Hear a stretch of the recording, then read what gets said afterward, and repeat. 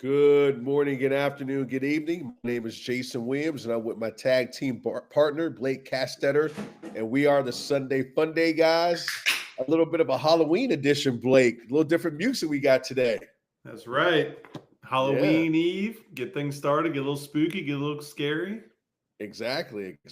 Speaking of scary, what are some of the storylines going in or from week 8 going into week 9? More injuries. More injuries. Diggs. Diggs with his knee, he's done. I don't know what that does to CJ Stroud rest of season. I don't know what that does to what that affords Tank Dell opportunity wise. Does Tank Dell and Dalton Schultz step up and fill that void? Do we look to Mechie, Robert Woods, Xavier Hutchinson? It's Ooh, only like you're a going. 2 week fill. They're saying Nico's going to be back after the bye, and I think they have a week 10 bye. So, I think so. Yep. but man, it's a big loss. Yeah, you're going deep in your receiving core. Start talking about Robert Wood. I feel like he's been in the league for 20 years, and he just kind of resurfaces already. But unfortunately for the Texans, their offense was really rolling. Obviously they got Joe Mixon, and he's doing a great job. I think they start to lean on him a little bit more in the passing game, maybe. But big loss, Stephon Diggs and Nico. So hopefully, as you said, Nico comes back, and they can kind of keep going when they start in terms of receiver core. Yeah, and then another banged up second receiving core is Jaguars. Christian Kirk out for the season with a collarbone. You've got Yep. Brian Thomas Jr. banged up with a chest/ribs, and they're depending on who you talk to, they're saying day to day, but ESPN reported it could be 2 to 4 weeks. And then Ooh, on top of yeah, that, you got Gabe Davis. He re-aggravated his yeah. shoulder injury. So that receiving core is pretty depleted. We'll probably touch on that more, but it looks like Parker Washington might be the one that is the beneficiary there. And that second year receiver out of Penn State, right? Yeah, I think yeah, he's also yeah. returned in or involved in the return game. I think so as well. Yeah, that's again another team that's going deep in their receiver core. Seems like receiver injuries, uh, I feel like have been on the rise this year. Like whether it be soft tissue injuries or ACLs. We got Brandon Ayuk. You obviously got Stephon Diggs, and then you got a host of other guys. Kirk with a broken collarbone.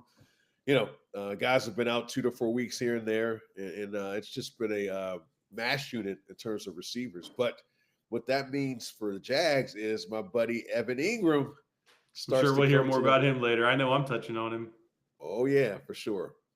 Otherwise, you got Jordan Mason. He re-aggravated that AC joint. Timetables to be determined. You got Jordan Love with the groin injury. And I was doing some research on that. It looks like apparently the groin and the MCL are pretty closely related. Mm. And this could be a direct result of his MCL injury from earlier in the season. Now that's interesting. Then you got Tyrone Tracy, who's in protocol, as well as Drake May in the protocol. Yep, yep. The one that, and again, the one I've actually had this injury, the AC joint injury, for a running back, that could be painful. Like I had it playing linebacker, and I had to wear like the donut under my shoulder pad. But for a guy who's getting contact pretty much every play on the shoulder, that's going to be that thing is not going to heal until the season's over. So luckily for the Niners, it looks like they're going to get CMC back after the bye. But for Jordan Mason owners, I think that's one that's going to linger throughout the rest of the season. Yeah, and that Garendo, he looked explosive He in that did. game this week. I think he's probably an insurance policy for any Jordan Mason or CMC owner that's a worthwhile investment on waivers this week. Agreed. Some other news and notes from around the league this week. You got Deontay Johnson traded to the Ravens. It's like the Panthers have officially conceded, waving the white flag. They're just moving on with the season.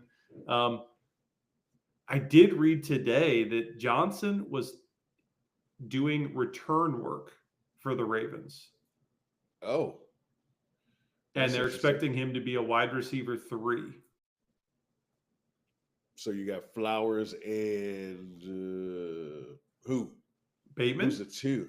Bateman or yeah, I guess it would be Bateman. Yeah. Okay. Well, that would make So sense. I like this. I think this trade just ensures Baltimore a little bit of depth in the receiver core. Obviously, we've seen a plethora of injuries in the receiver area this year. So maybe Baltimore is being proactive and say, hey, listen, let's go get a guy that regardless of what happens, we know he's going to show up every week and be ready to play. I mean, for what they paid for him, it was a 6th round that could become a 5th round. Yeah, steal. And the Panthers are paying his salary. Right, exactly. So another case like Amari Cooper. Yeah, you get a receiver on the cheap, and you get him as basically as a steal.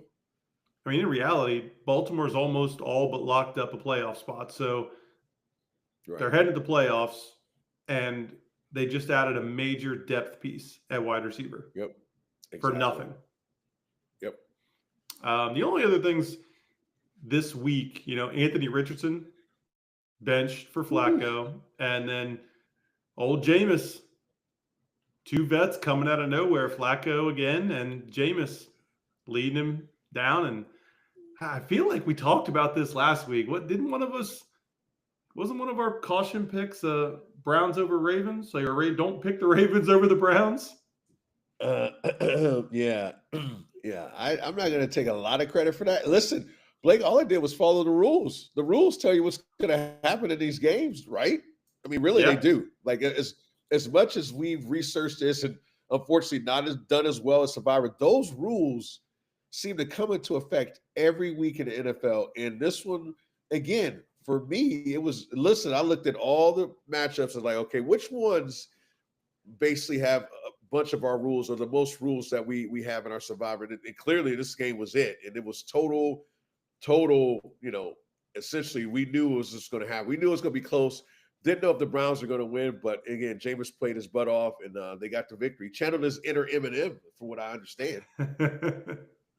And then the other caution pick was right, too. Yep. Careful with those Jets over New England. Yep. The Jets are a joke, to say the least. I am so sick and tired of hearing the Jets this, the Jets that. They're doing this, they're doing that. They are not a very good team. With not a very good quarterback. That is the bottom line. And hopefully if they lose to Houston, we can kind of just put those guys to bed, which we should have done 2 games ago when they lost to whoever they lost to. They're favored this week by 3.5. Yeah. It's funny because I was watching the Pat McAfee show and J.J. Watt was literally like, are you kidding me? He couldn't believe it. I was like, well, I can't believe it either, J.J. Sums up. Vegas knows something. Your jig is up. You and Jack's got any big Halloween plans this week? No. He had trick-or-treating at my place on Saturday. So this kid's double dipping. So we will be at his mom's tomorrow. But Saturday we had our neighborhood trick-or-treat in my condominium subdivision, and this kid made out like a bandit. He got candy for weeks, maybe even months. So again, the life of a an only child who's got two homes. So he's making out like a bandit, folks. So kudos to him. Honestly, I haven't even taken any candy. I put it in my pantry so as to hide it from myself. So I feel like I've done a good job of hiding the candy from myself. What about you guys? The usual, just hitting our neighborhood. Gonna run around. We'll take it the full 2 hours and fill the pillowcase as full as we can. Exactly. Hey, I got a question for you before we get started. I was thinking about this when I was driving today. I heard a couple Halloween songs. What's your favorite Halloween song, Blake? Goodness, I don't even know if I have a Halloween song in mind. That's a tough question. I know. The only reason I thought of it because I knew what mine was when I heard it. Well, why don't you go ahead and tell me yours, because I don't have one off the top of my head, or at least I don't know the name of it. Okay, well, I can give you a couple that I know of, but my favorite is by Rockwell, Somebody's Watching Me. Now that's before your time. This is like 80s songs. So the other 2 I heard were Thriller. Yep. And Ghostbusters. So Ooh. I mean, kind of, yeah. Ray Parker Jr. Ghostbusters. Okay, there we go. Without a doubt. That's a good one. See, yeah. That's what Staying on the theme. So trick or treat segment. Yes. Are you going to get tricked by their points in week 8 and the potential? Or are these players going to be a treat for your lineups for weeks to come? I want to know your input on this. Where do you land? So Cedric Tillman, clearly has replaced Amari Cooper at the X position. Only sat out for 3 plays the whole game.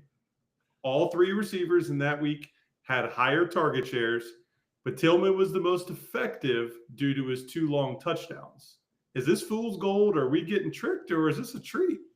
Oh, I definitely think this is a trick, and I'll tell you why. Because the Ravens secondary is not very good, and everybody talks about how good the Ravens is. I think their Achilles heel is their defense, actually, which was back in the day was their strong suit. Their offense was their Achilles heel. So Cedric Tillman, he had a great game against the Ravens. The Ravens, again, defense, I don't believe is as good as they normally are. So in my opinion, this is a trick. So I fall on the treat side of things. Oh, okay. Tell me why. I think it's a waiver wire pickup that could be put into a flex position. I am concerned about the boomer bust side, though, because, again, I mentioned he was uber efficient and effective because of his 2 long touchdowns, right? So is he a plug and play? Is he a filler spot? Sure. Is he a wide receiver 1, a wide receiver 2? I'm not going to go that far yet. That is yet to be determined. Well, we'll see. We'll see. I like that we disagree on a couple things. Next, we got Cade Otton. This is my boy. Love him. So with Godwin on IR and Mike Evans out, Otton was by far the beneficiary of the offense, right? He led all skill players with 68 snaps, only missed 5. He ran routes on 44 plays, which was second to – who's the second-year receiver there? I'm drawing a blank. He was the projected – they projected him to be the biggest beneficiary. He was second in overall routes run. He led the team in targets with 10, ended up going 9 for 81 and 2 stat line for the day. Is this a trick? Big stat line. Or is this a treat?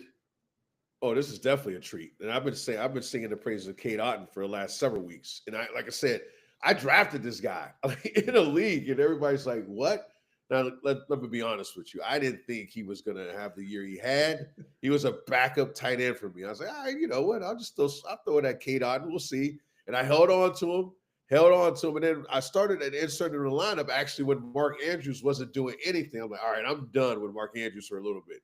And all of a sudden, I see these numbers creep up and creep up and creep up. Now, I'm in a kind of conundrum. Like, who do I start every week? So last week, I started Cade Otton. And I'm going to start him for the foreseeable future. So this is definitely a treat. I have to agree 100%. Yeah. 2 games without Mike Evans. He's gone 181 yards. All right, last question. Go ahead. Calvin Ridley. He had 5 catches in the 4 games leading up to this week.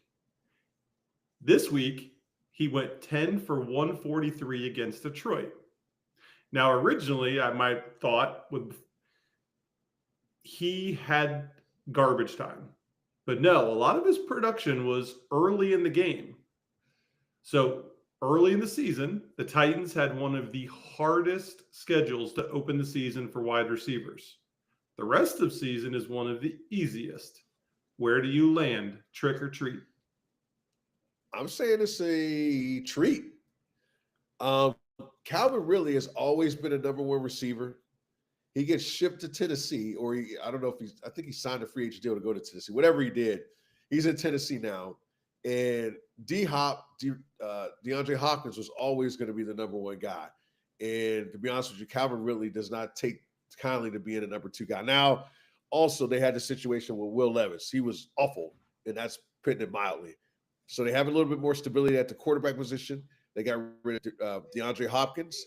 And I think now Calvin Ridley takes off because of Hopkins being gone and having more stability at the quarterback position. And to your point, the schedule moving forward. I don't know where I land. I don't know if I trust in Will Levis. I don't. That's why he's not playing. If he starts playing again, then we got a problem, just like with Anthony Richardson. With Anthony Richardson, you don't play any of your Colts except, Jonathan Taylor. It's the same concept. Mm-hmm. They have bad quarterback play, and it affects everybody on the team. I mean, Mason Rudolph isn't a world beater, but he's decent and he's stable. You know what you're going to get out of him. Yeah, with Mason Rudolph, I'm a little more comfortable than Will Levis. Let's put it that way. A little, yeah, not much, but a little bit. Right, I agree. I mean, Will Levis is scary. Ooh, scary, scary, scary. He's so scary he couldn't even be on our next topic. Like that's how scary he is. He's beyond like scary. He's petrified. Like it's bad. It's a bad deal in Tennessee. I don't know what they're gonna do, but eventually they're gonna have to play him again because he's their number one draft pick. And man, when you miss that quarterback, man, it just makes the whole team look bad. Speaking of next topics, Yes. scariest fantasy players so far in 2024. So call it a midseason review with a Halloween twist. Yes, love it. So we're each doing one good and one bad for each of the four positions: quarterback, running back, wide receiver, and tight end. Yep. Why don't you go ahead and lead us off with your quarterbacks, the good and the bad, the scary and the scary. Oh, the scary good is Baker Mayfield. Now, nobody saw what Baker Mayfield has done over the season. He's second overall in fantasy points behind Lamar Jackson. Like, if you would have told somebody that at the beginning of the season, they'd be like, you're certifiably, you're crazy, you're scary. But Baker has changed the mindset of the folks in Tampa. He had all those weapons. And the fact that he lost Mike Evans and Godwin and still produced last week gives me a little bit of hope. But we'll get to Baker's situation in another segment of ours. But he, for me, has been scary good this year. Now, scary bad, I got to look at Big D, and I got to look at Dak Prescott, the 20th best fantasy quarterback this year. Man, this is a guy who's in the top 6, 7, 8 in terms of draft position, and he's 20th. A bad overall year in Dallas, and if that's the case, then that means Dak's not having a good year. There's a number of reasons you can point fingers at this, and this, but when you get drafted that high, like Dak Prescott did, you're supposed to produce. And his production, being the 20th best quarterback, is just scary bad.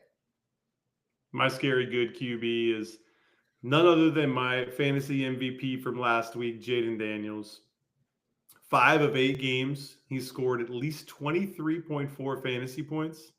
He's the overall number 3 fantasy point getter, just behind Baker Mayfield.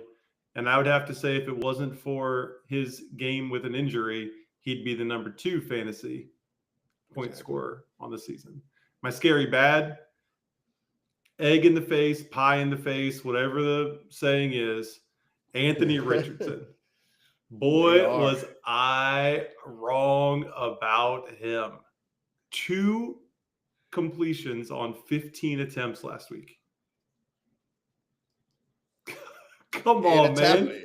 And a tap out. And a tap out, yes. And a tap out. Ooh. I mean, I get it. Running backs need breathers, but they're running every single play. Come on, man. He doesn't need a breather. Michael Vick never took a breather.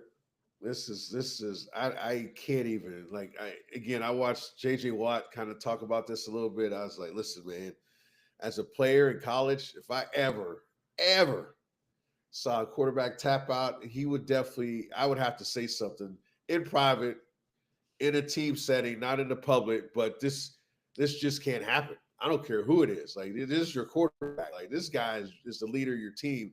And for him to tap out, just say, I'm tired, like, bro. Whew. So he's my scary bad. Now heading over to the running back position. My scary good running back, mid-season, Joe Mixon. Oh, yeah. He's the RB10, and he's only played 4 full games. He scored 21.4 half PPR points in all 4 of those games or more. He's the running back 2 in points scored per game, with 21, only behind Derrick Henry at 21.4 as well. But that includes a game where he left injured, and he only scored 6.5 points. He might be the RB1 in points scored per game this year had he not left injured. He's having a great season. Totally agree. The Bengals' loss is the Texans' fortune. I mean, again, I had a feeling early on that the Bengals are going to miss Joe Mixon. It is clear that Joe Mixon, what he's doing in Houston, he could have been doing in Cincinnati. Cincinnati was foolish to get rid of him. Houston was so smart to pick him up. Once they get their whole team back, obviously minus Stephon Diggs, I still think they contend. But I think Joe Mixon is the reason they have been relevant and have stayed on the winning path because of his production early at the halfway point of the season. Yeah, he came back when Nico went down, and so he kept them moving. Yep. My scary bad RB is Zamir White. Like, I don't have much to say about this guy, but he was a top 5 round running back pick, and he lost the starting job to Alexander Mattison. Nothing else needs to be said. No. Where do you land on your running backs? So my good running back, scary good, has been Kyren Williams. I mean, you know, he was a high draft pick, but again, did you have some suspicion? Could he put together back-to-back good fantasy seasons? Well, if the first half tells you anything, it tells you yes and then some. I mean, he has been one of the top running backs fantasy points-wise in the first half of the season. I expect that to continue. So those who drafted Kyren Williams, I'm telling you, are definitely benefiting from his production with the Rams. And now that they have Kupp and Puka back, I would expect him to have more running lanes because at some point you're going to have to double somebody, and that's going to open up more for Kyren Williams. He did this when his top 2 receivers were down. So imagine what he's going to do the second half of the season. So scary good, Kyren Williams. Scary bad, I would say Travis Etienne. Another guy, Blake, that was picked really, really high, like high, and a lot was expected of him. And not only has he been injured, but he's losing carries and timeshare to Tank Bigsby. So that's still a situation that's got to play out. But big disappointment or scary bad would be Travis Etienne for me. I drafted him. It's been awful. I hear you, brother. All right, so let's move on to wide receivers. What you got? My scary good, and he's actually unfortunately out for the season, is Chris Godwin. Like, shout out to Chris Godwin. We talked about this guy again, and I don't like to toot our own horn a lot, but we both to a person said, listen, this guy's somebody you should have on your team. And he was well on his way to having a career. He's still, even after his injury, a top 5 fantasy point producing wide receiver. So shout out to Chris Godwin. I would have loved to see him finish the season, shatter his probably personal best in terms of catches, receiver yards, and touchdowns. But unfortunately, the injury bug hit him and he's out for the season. But he was my scary good wide receiver, at least for the first half. It's a great pick. My scary bad, Devontae Adams. This guy forced his way out of Vegas and then goes to a worse team. I don't know how that's possible. First of all, who's ever forced their way out of Vegas? You probably had to go home from Vegas because you were hungover. That's the only way you're getting out of Vegas. So this guy was like, nope, I don't want to be here anymore. And then he goes to New York with his buddy Aaron, and they end up being just as worse or even worse than they were at the beginning of the season, which is even hard to do. They are worse now than they were with Zach Wilson last year. And that is a telling deal. When you're worse than you were with Zach Wilson now than when you had Zach Wilson at quarterback, the Jets, again, I'm tired of hearing about them. They are a terrible team. They won't get better. They won't make the playoffs. They're going to blow everything up. Rodgers honestly should retire and be done, in my opinion. I think I remember a bold statement I said that mimicked what E40 had to say back in the 90s. Yeah. Just can't do it. Couldn't trust him. Nope. Listen, as I tell everybody, Father Time catches up with everybody. I remember Aaron Rodgers when he was in his prime. I just thought he was the best quarterback I've ever seen play football. Now, from a pure talent point of view, I'm not talking about winning because Tom is Tom and everybody else is everybody else. But from the standpoint of putting the ball in places I have never seen a quarterback put the ball, he was phenomenal. I've never seen a guy like that. But he is a shell of his former self. He's coming off an Achilles injury. He's 41 years old. Like, you just listen. Father Time is undefeated. I tell everybody he's going to win, and I think Father Time is winning, and he's beating Aaron Rodgers right now. So you're talking about an old quarterback. I went young with my scary good wide receiver with Brian Thomas Jr. Nice. You could have gotten this guy in the second half of drafts, and so far this season, he's the wide receiver 5 in total points scored. And is the clear favorite of Trevor Lawrence. And I know he's a little banged up right now, but that chemistry is there, and I think T-Law is going to keep feeding him. I agree. Totally 100%. My scary bad wide receiver, though, his situation's improving with the benching of Anthony Richardson. It's Michael Pittman, wide receiver 44 right now on the season. He hasn't missed a game, so it's not like he's missed a couple games and that's why he's so low. And I understand that quarterback play can definitely contribute to a poor season, but at the same time, he's only had 2 games where he's scored double-digit points. Unbelievable. And the reason is because of your scary bad quarterback, Right. Anthony Richardson. I mean, it's amazing how the quarterback. I mean, you could tell. Just look at the Titans and the Colts. When you have bad quarterback play, it affects the whole team. I mean, everybody. And then they bring in their backups, and look, they start to have a little bit more success. So, man, that quarterback position, man, you got to hit it. You got to hit a home run on that, or if you don't, it clearly affects your whole team. So, in terms of Michael Pittman, I agree. Really, really came into this year with a lot of hype, and deservedly so. He had a great year last year, but the development of Anthony, or the non-development of Anthony Richardson as a quarterback this year, has definitely hurt the production of Michael Pittman without question. Yes, sir. I agree. Yeah. My scary good tight end, though, and I really had to sit with this one for a minute. It's Tucker Kraft. Yep. As I look to his week to week, his on weeks align with Jordan Love. And when Jordan Love is on, Tucker Kraft is a top 5 tight end. And when Jordan Love is banged up or injured, not in, he doesn't have that chemistry. He's not a top target, but he is definitely trusted by Jordan Love. And in a season where tight end has been hard to come by, Tucker Kraft, I think he's top 3 right now in total points. Wow. Didn't see that one coming.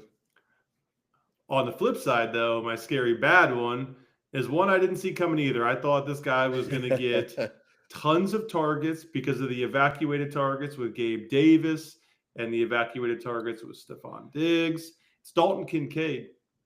He was the lowest of the top 5.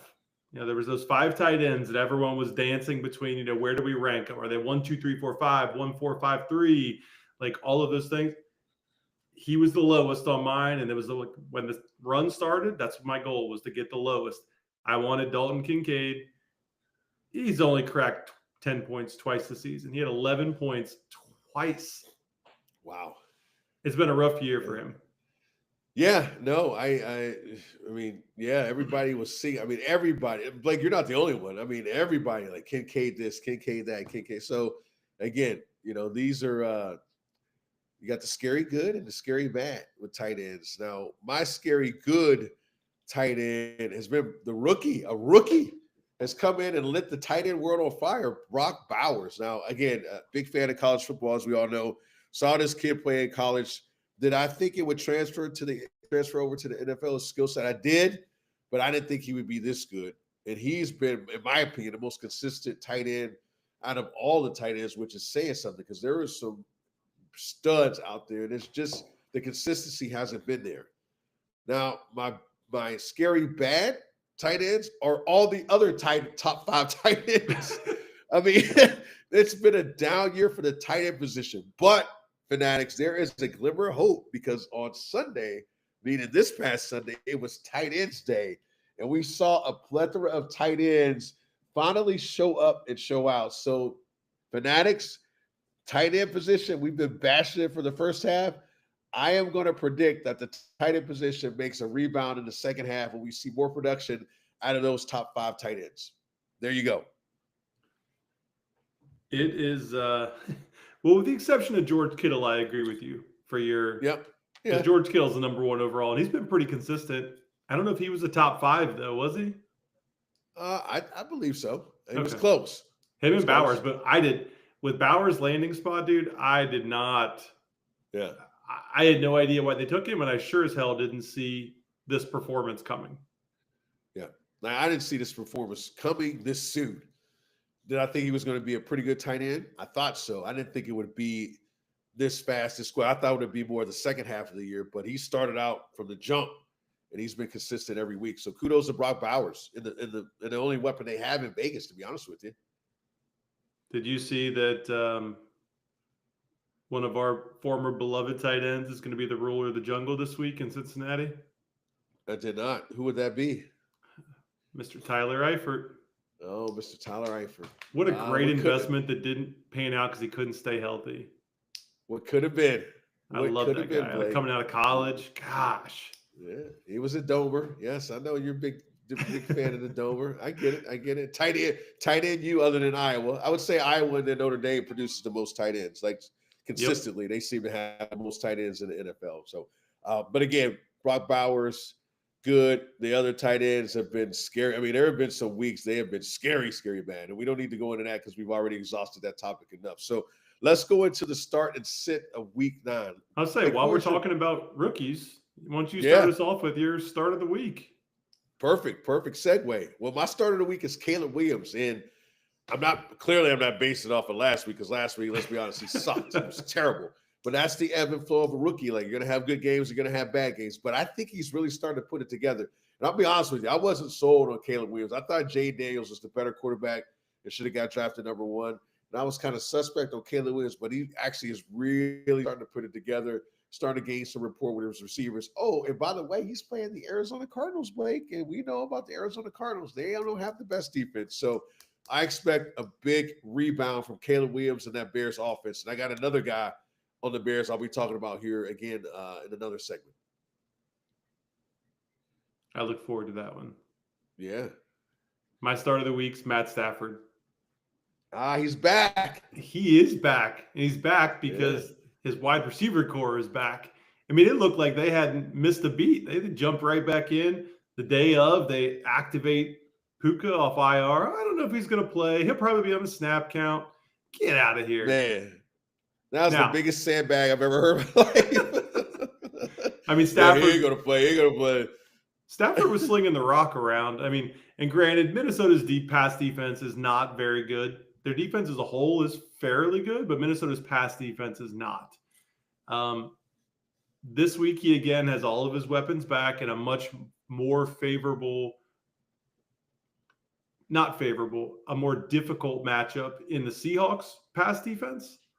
They are ranked 18th against opposing QBs, but they have allowed 4 of the past 5 QBs to score at least 23.5 fantasy points. So that being said, like you talked about, you got Kyren Williams with space. I think the Rams offense is going to move. I think Matthew Stafford has all the potential for a top 10 QB. And if you're playing DFS, DraftKings still hasn't updated his cost. $5,700. That's only $100 more than a QB sitting on the bench in Anthony Richardson. That's cheap. Yeah, I think the Rams, man, whoever sold this whole thing of Puka pitch count. We don't know about Cooper Kupp, man. They did that well. Their PR staff. That's right. I mean, whoever's their PR people really sold this. Like, they're gonna come back a little bit, man. These guys came out. And you would have thought like they had missed a beat, and that's really hard to do when guys haven't played for several weeks. So, kudos to Matt Stafford, Puka, and Kupp. To your point, Blake, I think this is a great play for people in terms of who to start.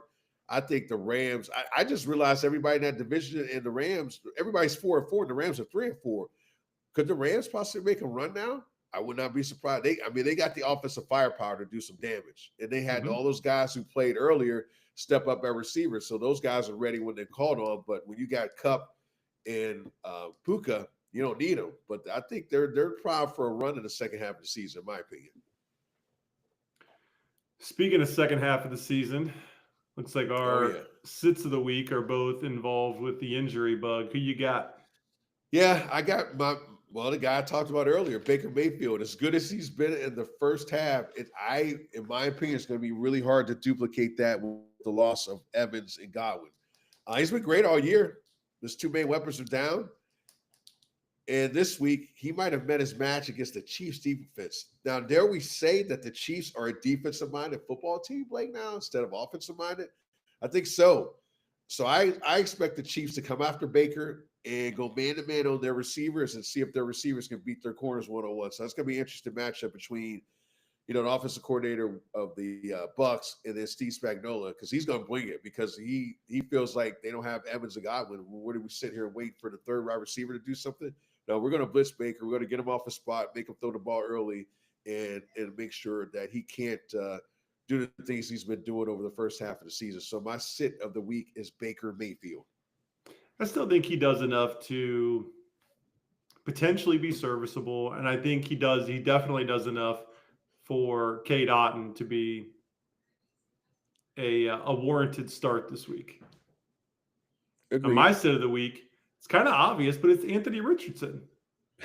I'm just kidding. It's CJ Stroud versus the Jets. No Nico, no Diggs. Like we talked about earlier, can Dell and Dalton Schultz carry the load? I'm not willing to find out, especially against the Jets defense. It's number 5 against quarterbacks. That's going to be the Joe Mixon show. Bench CJ Stroud until after the bye. Oh, until after the bye. I got you. I do have CJ Stroud in our Guillotine League. What are you telling me to do? Who's your backup? I don't have one. I'd go see if there's anybody on the waiver wire. I think Matthew Stafford's on the waiver wire. We might make that happen, buddy. You're not in the elimination matchup this week, are you? I'm not, but I still want to win. Sure. I just making sure you're not getting a limb.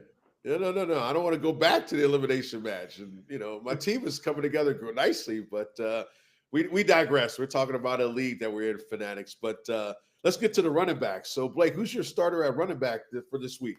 Brian Robinson Jr. All right. This guy absolutely eats when he plays the Giants. I was looking at this.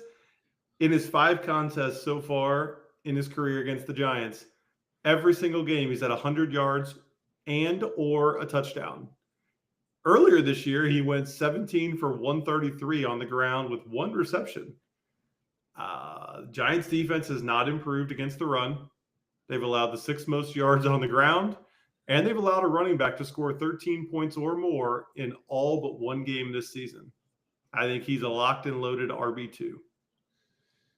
He's had a great year. And I think a lot of that is due to the progression of Jalen Daniels. I think people have to key on him, and I think that's helped Brian Robinson Jr. I was always a big fan of his.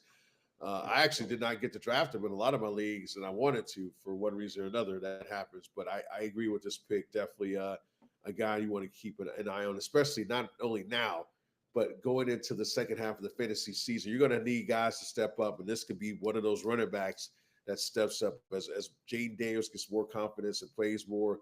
He's going to be the beneficiary of the success that Jaden Daniels has throwing and running the ball. I see where you were saying you're going back to Chicago. Yeah. I guess, hey, Blake, I guess I'm a Swiftie now. No, not that kind of Swiftie. What I mean is I'm starting DeAndre Swift this week. Over the last 4 weeks, Mr. Swift, sorry, Travis, has been a top 4 fantasy running back. Expect production to continue this week against Arizona. I drafted him in a lot of leagues, hoping that production would translate. And I think the reason it did early on, Blake, is the struggles of Caleb Williams early on. I think now that Caleb has kind of gotten his feet down, gotten his feet with him, and he's making better decisions with the ball. I think, again, a byproduct of a good quarterback play is usually good running back play. So I think Brian Robinson has benefited from Jaden. And I think DeAndre Swift has benefited from Caleb Williams being more consistent at the quarterback position. Yeah, DeAndre Swift had a rough start to the season. Who you telling? I got him in 3 leagues. I was like, man, step up. Let's go.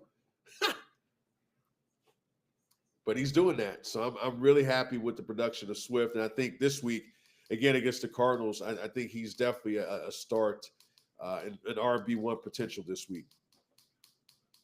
We'll see. We'll see. Always we'll see. We'll see. My sit of the week is J.K. Dobbins. Uh-huh. So here's my reasoning. I struggled with this one, but it just makes sense on paper, right? Not necessarily in real life, but on paper. Over the past few weeks, things have changed with the Chargers. They are passing at a top 10 rate in the NFL. We all thought they were going to run the ball. And what's odd is they're leaning on their quarterback, their all-pro quarterback, Very good quarterback. Very good quarterback. Right after his receiving core gets banged up and depleted. So now they choose to lean on Herbert. Right. Dobbins hasn't been able to break off a long run of this past few weeks as well, including the passing game, where he's also been involved to the tune of 7 catches on 10 targets over the past 2 games. Cleveland's got a good run defense. They've allowed the 5th fewest points to the running back position. However, they do allow running backs to score touchdowns, totaling 7. I think that if J.K. Dobbins wants to stay out of the bust column this week, he's going to have to stumble in for 1 touchdown or more this week. Interesting. That surprises me a little bit. But after obviously listening to your reasoning for that, it makes sense. It definitely makes sense in terms of J.K. Dobbins and the production or the Chargers, leaning more on Herbert to make plays. That's an interesting kind of shift from Harbaugh, but we'll see. Obviously, we'll see what happens in this game. But my sit of the week is Josh Jacobs. I'm not surprised Josh Jacobs is doing well in Green Bay. I thought he was one of the best free agent pickups in the offseason.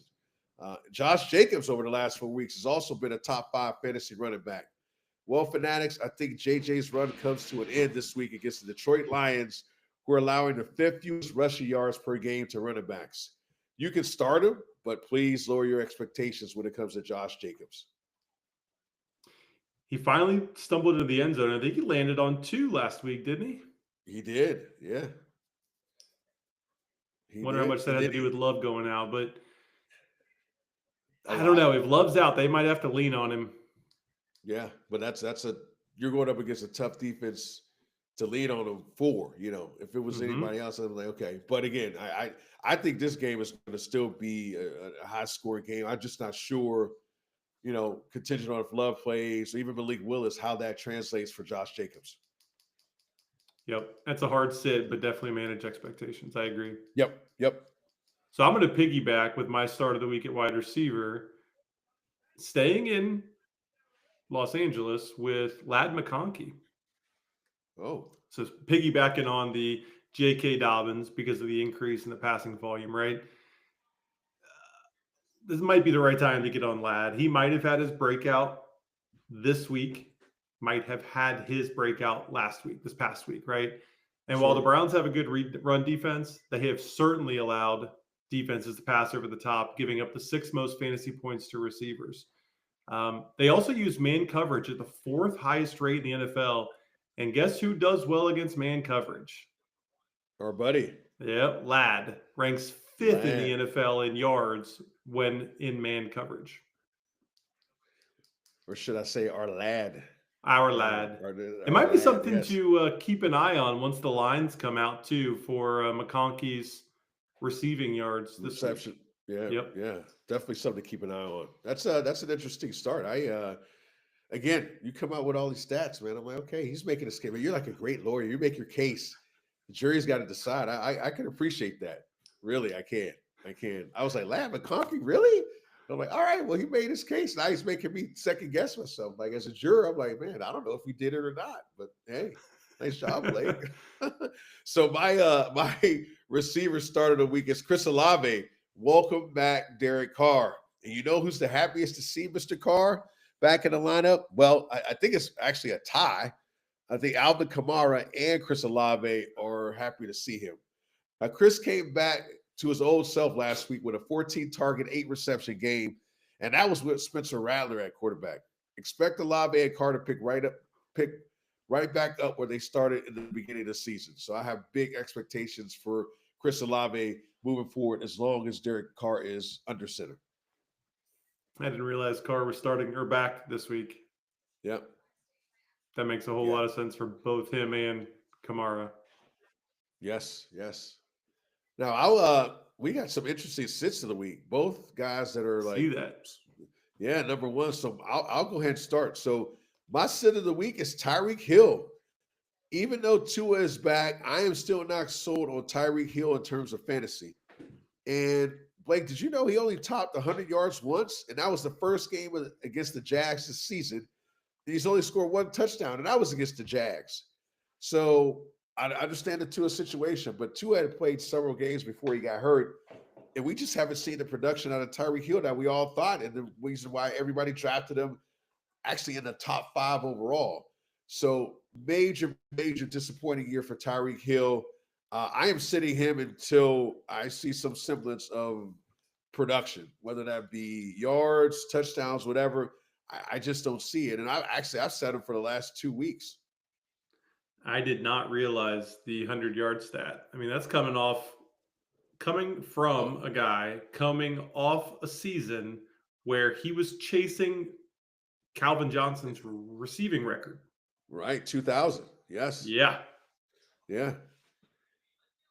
And again, it all goes back to the quarterback. But again, Tua was playing, after that first game, he played a couple more games. So the production for Tyreek Hill, again, where he was drafted, this guy was a top, again, eight player. Like he was getting drafted, 3, 4, 5. You can make the case as the number 1 receiver in the draft after Justin Jefferson. They were 1 and 2, and his production has been just terrible. So until I see something better, I'm sitting Tyreek Hill.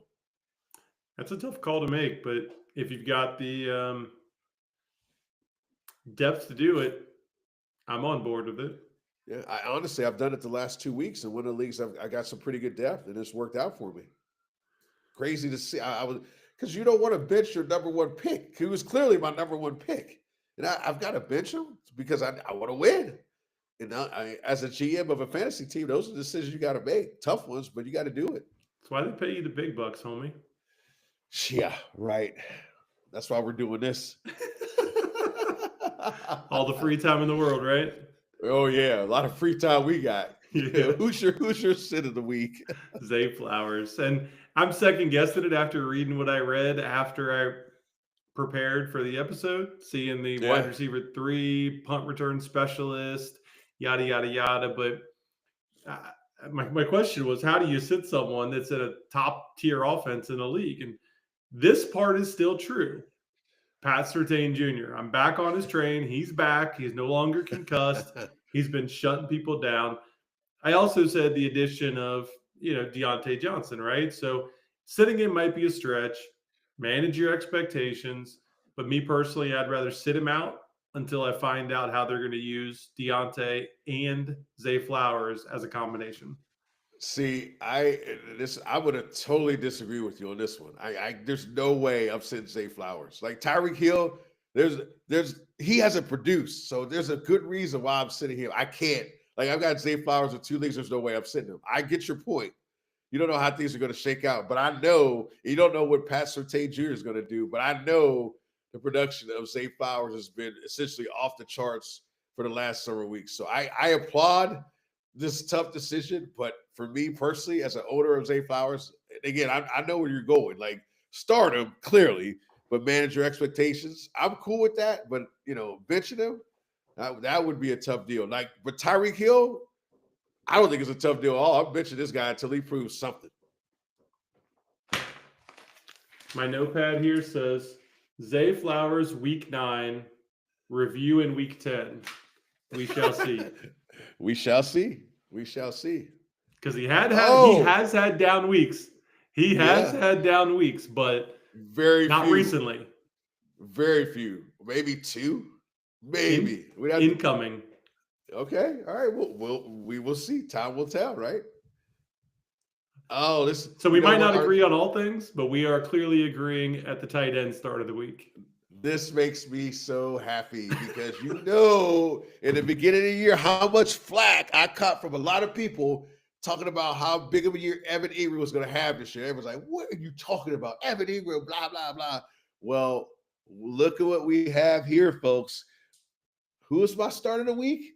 Evan Ingram. Blake, who's your start of the week? That's right. And you know what? I'm going to let you have the floor because I know I have always been, he's been my guy. So go ahead and tell me why you're starting Evan Ingram this week. I'm 100% on board because he's already been a stud tight end since returning. Last week, as I noted earlier, the Jaguars offense got a little banged up. Christian Kirk out.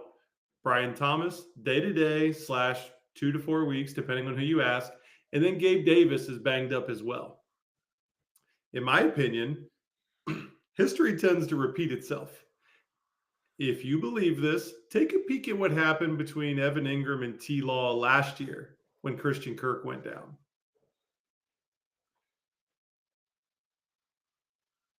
Yeah. Take a peek. Go ahead, take a look. Okay. Anyone that doesn't know, tight end 1, tight end 2, tight end 3, tight end 2. The performances were off the charts. And this year, when you remove all of the factors that we talked about earlier, Evan Ingram now becomes a top red zone target getter. Not only in the Jaguars offense, but possibly in the league. Ooh, that's music to my ears, buddy. You got anything to supplement that? I do. I've got a little bit. So finally, like I said, I get to talk about my guy, Evan Ingram. Since coming back from injury, he leads the team in targets and receptions. And I'm sorry, he leads the team in targets. And get this, he missed 4 games, as we all know. After missing 4 games, he's still 3rd on the team in receptions, which tells me Trevor Lawrence loves to get him the ball. As Blake mentioned, Christian Kirk's out for the year. I look for Evan Ingram to put up top 3 tight end numbers for the rest of the year. Like, you can trade for him, in my opinion. That's how much I believe in Evan. It took him a little while to come around, and people were like, what's up with Evan? I was like, he's been hurt. Like, you got to give a guy a chance. And again, it is what it is. But now he's starting to get that rapport back with Trevor Lawrence. I mean, let's be honest. The Jags are going to be in a lot of shootouts because their defense is terrible, which means a lot of targets for Evan Ingram. So watch out, as he's about to go on a little bit of a run, Fanatics. Evan Ingram or Cade Otton rest of year? Listen, I'm starting with my guy. I'm going Evan Ingram. Like, I love Cade Otton. Like I said, I drafted him in one of my leagues, but again, I roll with Evan Ingram from the jump, and I never got off the bandwagon. He just never played. So now that he's playing, I'm riding that train. I'm the conductor. Who wants to get on, Blake? You want on this train? I told you, man. Get on this train. I told you a long time ago. That's a tough call. I know it is. Listen, I love Cade Otton. Now, listen, I told you, like, every week we had this conversation, and I'm like, listen, I got this guy, and I'm playing him over Mark Edwards. Like, who does that? I do. Crazy as it sounds, but were you playing him in your flex position over Mark Edwards, or what are you thinking? What's going on here? No, I was starting him at tight end. You said Mark Edwards. Yeah. I'm sorry. Yeah, Mark Edwards. I'm sorry. Yes. You're thinking fullback, baby. Yeah, I know. That guy still has a little place in my heart. Not a big place, but a little place. But that's a whole nother subject. Let's go to the sits of the week for sure. We different on this. My sit of the week is Hunter Henry. Not sure if Drake May is going to play or not. So obviously that cuts into maybe Hunter Henry's targets. He's playing against the Titans D that's traditionally been good against tight ends, even though the last few weeks they've given up 56 or more yards to the tight ends. So just going with my gut here. I don't feel good about starting Hunter Henry. I know that the Patriots came off a big win against the Jets, but I don't see him making any noise this week as a viable option at tight end. He was on my list of sits too. Ooh. So I agree with you on that one. I ended up going with Zach Ertz myself, just trying to differentiate. He's come on lately as a pretty reliable, high ceiling or low floor, low ceiling kind of guy. You know what I mean? He hasn't put up big numbers, but at the tight end position, he's been serviceable, startable for sure. Right. His last 3 games, he's averaged 5 catches and 61 yards. In each of those games, he's had a long reception of over 15 yards. But this week he's got the Giants, which on paper sounds good, right? But their pass defense against tight ends is top tier. Wow. I couldn't believe it. 6th fewest yards allowed to tight ends, no touchdowns allowed to tight ends, and overall the 4th fewest points allowed to tight ends. Interesting. So who knew? The Giants if you got another option, go with that option. I don't trust Zach Ertz this week, but he will get you some points. He will get you some yards. Here's the, I guess, good news. Like, as we talked about, the tight ends are starting to come around. So I feel like there's more options. I mean, we didn't even talk about the day Kyle Pitts had last week. I mean, he Hmm. balled out. So again, as I said, I think we're starting to see teams maybe with receivers that are hurt leaning on tight ends more. And it seems to be, well, Kyle Pitts is in Atlanta, so they got a lot of weapons, and we know Cousins loves to throw to the tight end. But the other teams, they're devoid in some way, shape, or form a number one or two receiver, even number three. So they essentially are making their tight ends their top receivers. So stay tuned and pay attention to that throughout the year as receivers maybe get hurt, and then what are teams doing to supplement that in terms of passing yards and targets? A lot of that stuff's going to go to the tight ends moving forward. So with the evolvement of the tight end position recently, and you talked about Cousins liking to throw to tight ends, Yeah, Hawkinson's slated to return this week. interesting. Start Hawkinson, or you sit him? I said him. I I, would I too. need I need at least I would say for him, since he's so good, I would like to see one game, but I would ideally like to see two. And if that's the case, and we see some production over 2 games, I think definitely you have to consider him when he comes back for his third game. I'm with you. I have Yeah, to yeah, sit in week one. If I get 1 week and he's involved, whether it's a good game or just a yeah, high target share game and not big yeah. production, I think that's enough to say they're going to use him. And I think the most important thing, to your point, is targets. Like it may not be the yards, but if he's getting, let's say 9 targets and he catches 3 balls and maybe a couple of them would drop, obviously that means Sam Darnold is looking his way a lot more, and the matchup is favorable to Minnesota. So it's definitely something to keep an eye on. Not necessarily yards initially, especially the first week or two, but the targets. Are the targets high? If they are, definitely somebody you want to consider as you go into the latter stages of the year. All right, let's move on to our survivor picks. Is that where we're at? We're survivors. We are not survivors, No, we're but not. hey, anyway, we can talk, at least talk about who we pick. Yeah, I think there might We be somebody out there listening still that might be in still.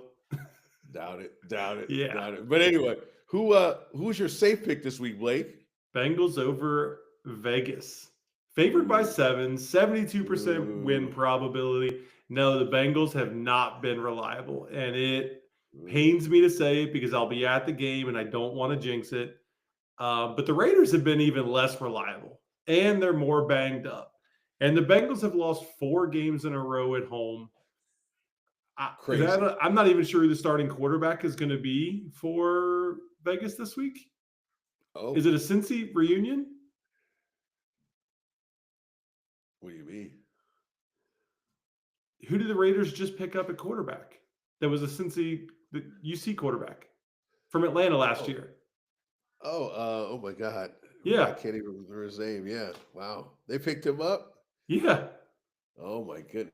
Going into Woo, that last might get. week, All right, now I feel better about this pick. I did not hear that information. I Yes. don't know who the Wow. starter is, but I don't think it Yeah. matters. It could be O'Connell, it could be Minshew.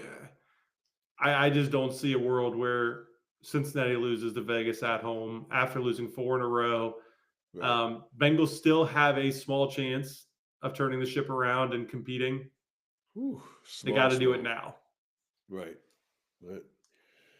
Okay. My Um, caution pick, though, is Buffalo yeah. over Miami. And I know it's a stretch. I really do think it is because Tua didn't look great. Like you said, Hill is your sit of the week. But it's a division matchup. It's the same matchup that resulted in Tua's concussion in week 2. Now he's symptom free, has 1 game under his belt.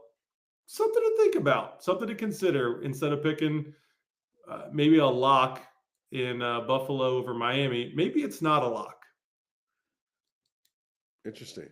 I can see that game being interesting in terms of Miami playing tough. And ironically enough, I think the weather typically would be a lot colder. For some reason, it's going to be decent. So that's always been the caveat with Miami, right? They play in cold Mm-hmm. weather. They don't play well. I don't think it's going to be bitterly cold in Buffalo. And you never know in Buffalo this time of year it could snow, but it's been so unseasonably warm. I think that's going to actually help the Dolphins. So I would agree. This is definitely one to keep an eye on in terms of familiarity with division foes. to a second game back. And does Tyreek Hill finally do something? Like, we've been waiting and waiting and waiting. And does he really? And does this Miami offense really click? Because they really have kind of been inconsistent. Now, obviously, Tua not being there is a big deal, but even when he was there, they didn't seem to gel for some reason. So interesting matchup, Buffalo over Miami. To your In point terms about of Hill, you don't want to be on the receiving end of Tyreek Hill's figure it out game. no, you don't. That's bad news right there. That is not good. I agree with you 100%. In terms of my safe pick for the week, I got the Falcons over the Cowboys. Man, another bad matchup for America's team. We know what the Falcons do. They like to run. They like to run. They like to run. And then they play action pass and they throw it to the tight end or Drake London or Darnell who's Mooney. the other? Darnell Mooney. So I think it's a bad. This isn't going to be as bad as Detroit's matchup with the Cowboys, but I don't. This is a bad setup for the Cowboys defense, who was terrible. And then the Cowboys offense isn't any better. Now, they showed some signs of life last week. Does that translate into better production early on against Atlanta? I don't know, but I can tell you this. Again, I don't see the Cowboys winning this game. What the heck has happened to America's team? They are a shell of them former selves. And, Mr. Jones is pretty much to blame for this debacle in Dallas. And I just don't think they'll have a shot against Atlanta. If Atlanta was smart, they run the ball 50 times and throw it 10, go old school on them. But even if they don't, I think Kirk Cousins, I think he's starting to get comfortable on that offense. And you can tell, man, he's really like slinging the ball. And I think that the Cowboys secondary isn't very good. They still got defensive guys. So, yeah, this is a terrible, terrible matchup in my Charles Barkley voice for the Cowboys. I'll say, but a safe pick for the Falcons. Yes, safe pick for the Falcons for sure. Now, my caution pick is Minnesota over Indy. And you're like, "Whoa, come on, Jason. There's no way." I was like, well. We welcome back Mr. Joey Flacco. Joe Flacco is back. And what do we say when Flacco comes back, Blake? Everybody's stock rises. So I would not be surprised if this game is closer than what the pundits think. I think Joe gives the Colts obviously a better opportunity to win than Anthony Richardson, but a better opportunity to win against teams that are really, really good. And Minnesota's really, really good. So I would expect Minnesota to pressure Joe Flacco, and I would expect Joe Flacco to get the ball to Pittman, Downs, Taylor, Alec Pierce, tight ends, whatever. I think Joe's going to be slinging it, and he can be in line for a big day in terms of fantasy numbers. Maybe a guy you want to keep an eye on DFS. Yeah. Josh Downs for sure. Yeah. DFS. Yep. No question. No question. Is it that time? It's that time. What time is it? You took the words right out of my mouth.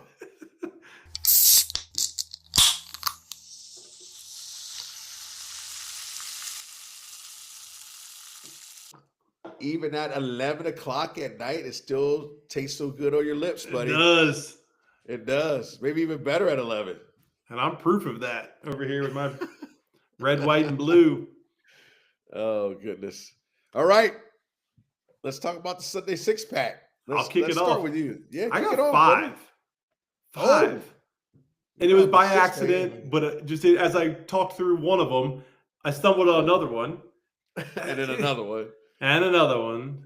All right, DJ Khaled. Let's hear him. Kyren Williams has scored a touchdown in every single game this year. So I'm going to go ahead and take the anytime touchdown score. Makes sense. While the odds are that it doesn't pay well unit-wise, it's still a good pick. And then I'm going to take the over on his rushing. They haven't announced the line yet, but I'm going to take the over. Kyren has averaged 76.1 per game this year. This week he's got Seattle. And as you talked about, the box is going to be lighter than he's used to. The past 2 weeks, Seattle's allowed Bijan and James Cook both to go for over 100 and 1 touchdown each. So I'll take the over, and I'll take the anytime touchdown score. My second pick, I guess technically my third, I'm going to stay with Cade Otton on the over. Okay. This is another line they have not announced. Yeah. I have to imagine it's going to be 40s, maybe 50s, I would say so. maybe low 60s. I mean, let's just push low 60s. Otton is the top target now in the Bucs offense this week. Without Evans, like I said earlier, he's gone for 80 and he's gone for 100 in the 2 games when Mike Evans was out. This should be a layup. He's called it a layup, folks. You heard it here first. Layup. And then finally, Devon Achane, over 34.5 receiving yards. The first meeting against the Bills, he went 7 for 69. Since then, the Bills have given up 78 yards to Justice Hill, 56 yards to Breece Hall, 57 yards to Ogunbowale, yep. Yeah. And 33 yards to Kenneth Walker. So that matchup sounds great. Now let's add in the return of Tua. In his 3 games this year with Tua, Achane has gone 7 for 76, 7 for 69, and 6 for 50. 7 receptions, 7 receptions, 6 receptions. And this is how I came to my 5th one as I'm doing the math. So I went and looked at DraftKings. The over's 3.5 receptions. Oh, that's a slam dunk. Gosh, you got a layup and a slam dunk so far. Woo, you're out there like Jordan, man. You better believe I'm going to throw all these into one parlay and just fingers crossed. Listen, when you said 5, you're speaking my language. I don't do any parlays that are at least 3. I do 5 or 6 at minimum. But I like this one. I like this one for sure. So I'm going to give you my 3. I only got 3, and I have a bonus college one. As always. So the first one is Kirk Cousins over 1.5 touchdowns. I spoke about it earlier, Fanatics. Dallas's defense is terrible. Kirk Cousins has been on a hell of a run. I expect that to continue easily over 1.5 touchdowns for me. Maybe probably has that in the first half, maybe in the first quarter. We'll see. Next one, I've been on a run in terms of overs as well. Remember the Bengals, Eagles last week? I think that over was 47.5 as well, if I do recall. So I am going Lions Packers over 47.5 points. Even though the Lions have a pretty good defense and a stout defensive line, I think this is going to be a high-scoring game. I think, again, another game in the 50s or 60s comes down to the wire. Should be a great contest between Jared Goff and hopefully Jordan Love, if not Malik Willis. 2 explosive offenses with high-powered receiver cores and great tight ends. So it would be one to watch, definitely the 4 o'clock. I think it's a 4:25 game. Definitely one that is going to be hopefully high-scoring. And lastly, I got Joe Mixon over 24.5 receiving yards against the Jets. Down Nico, now Diggs. I think Joe steps up more in the passing game. I think they get him the ball more in the passing game. Very underrated receiver. Catches a lot of screen passes, catches a lot of balls in the flat. I feel like this one's a lock as well. 24.5 for Joe Mixon. I think he gets that early against the Jets. I haven't paid attention to Joe Mixon's receiving totals of late. It hasn't been great. Last week he was probably over his receiving totals, but I just have a feeling now with the situation at Houston, I think they would be smart to get Joe the ball in space and see what he can do. Almost like an extension of the running game. Yep. And finally, my college bet last week. Thank you, Hoosiers. Got that one right. I think they won by like 9-10 points. That was an easy one. This one, man, I couldn't believe this one. Oregon Ducks are 15.5 point favorites over the national champion Michigan Wolverines, and the game is in Ann Arbor. Blake, do you know the last time the Wolverines were more than a 2-touchdown underdog at home? You know when that was? I don't. It was in 2017, back when we were working for a certain company and talking about how we wanted to do a fantasy football podcast. Yes. How long ago that was? Yes. Woo, it's a long time ago, buddy. 2017. That being said, this version of the Harbaugh-less Wolverines is no match for the speed of the Ducks. Give me the Ducks and the 15.5 points this week. I think they crushed Michigan. Oh yeah, I think they crushed them. Yeah, they've been on a tear through the Big Ten, Oregon. So I think they show up, and I think the speed's too much for Michigan. I don't think they have the horses to keep up. I don't know enough about college football to argue that, so I will trust you. I hear you. I appreciate that. Thank you.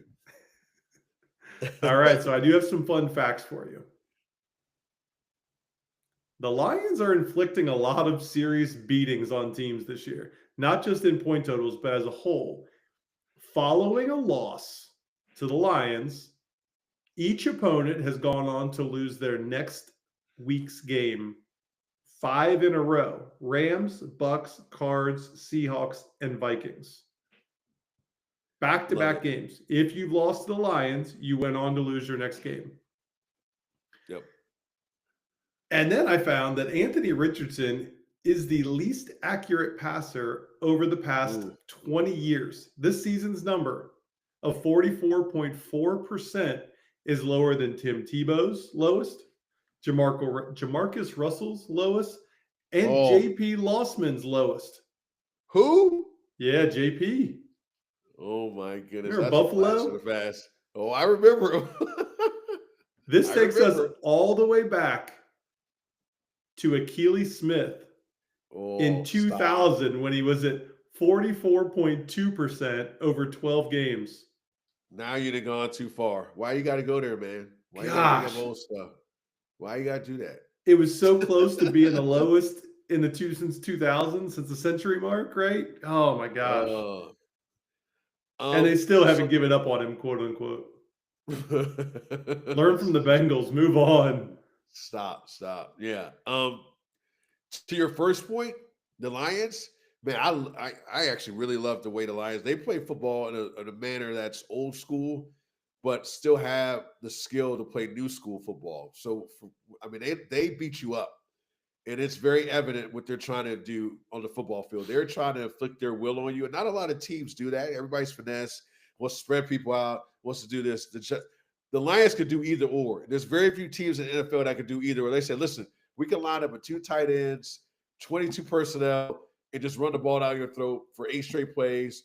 Or we could throw one bomb to Jameson Williams or Amaron or whoever and beat you over the top. So love the fact that the Lions can do that. And, kudos to the Lions fans. I mean, they've waited a long time to have a team like this. And honestly, like man, when they're on, they are a juggernaut. Like, how do you stop them? Like, I don't know. And then to the least accurate passer, I mean, when you start throwing out the name Jamarcus Russell and Akili Smith, I mean, I don't even need to say anymore. That is the low of the low. We're talking low. Like, you can't get lower when you start mentioning completion percentage and those two in the same sentence. So, Colts fans, I don't know what to tell you, but AR has got some work to do, and luckily he's still young. And what I don't think people realize, he hasn't played a lot of football. He really hasn't. No. I mean, like 20 games total since high school. Starting quarterback in 20 games. Yeah. It's the most ridiculous number I've ever seen. So what do you expect? I mean, high school quarterbacks play more than that, and again, you do your homework and you draft these guys, you never know how they're going to pan out. And maybe Anthony Richardson is going to be good, but he's got a long way to go. And it's honestly a project at this point. He's a project. Well, the Colts haven't given up. Well, God bless him, but it's going to be tough sledding because he hasn't shown any propensity to get better. And but again, if you're the Colts, you're in a predicament because if you sit him, he can't get better. But if you play him, you ain't going to win. So what's it predicated on? Well, the coach wants to win, or he's going to lose his job. So he has to do what he has to do. And Anthony Richardson has to take it upon himself to get better. And how do you do that? You got to get more reps, period. Coming from a Bengals fan, go ahead and just move on. Yeah. Cut your losses. You see the glimpses, but yeah, it's bad. It's bad. Like, Indy's in a predicament. Maybe it's the Andrew Luck curse. Let's be honest. Like, they haven't been right since that guy left. Correct. Yeah. But they also haven't invested in any young QBs. They've only brought in veterans since then. Well, they invested in a young QB. Look where it got him. Back to the veterans. Yes, it did. Joe Flacco. Yes, it did. All right. Well, we got the socials. Are we still up and running on YouTube, buddy? We did go there. Yeah, I checked it while we were going on. I had to mute it. I didn't realize my second computer had the volume on still. So I had an echo going on because for like 3 seconds we popped up in audio over there. So yeah, we are live on YouTube as we record. There's about a 3-second delay. It's pretty cool. Nice. Very good. We're stepping our game up. Now we just got to figure out how to get the conversation started over there while we're live here. Baby steps. Yep. Baby steps. Baby steps. Good shit, man. Yes. Some of our other socials, we got Facebook, we got IG, right, Blake? Yes, sir. Live on both. All right. Okay. Join us there. And then as always, share these episodes. If there's something in there, even if it's just one segment, a portion of a segment, send the time, share it with a buddy, a friend, a wife, a colleague, a customer, a neighbor. Yes, anyway. Hey, don't think I didn't share this episode when the Browns beat the Ravens. I was like, listen, I told you fools this was going to happen. You guys didn't believe me. Hey, you got to share it when you can, because half the time they're going to crush you when you're not right, or all the time. I shouldn't even say half the time, but it's all good. We appreciate the love, fanatics. Good love, bad love, whatever. We appreciate you guys and ladies even listening. So with that being said, fanatics, that is a wrap on this episode of the Sunday Fun Day Guys Fantasy Football Podcast. And remember, fanatics, make this Sunday your fun day.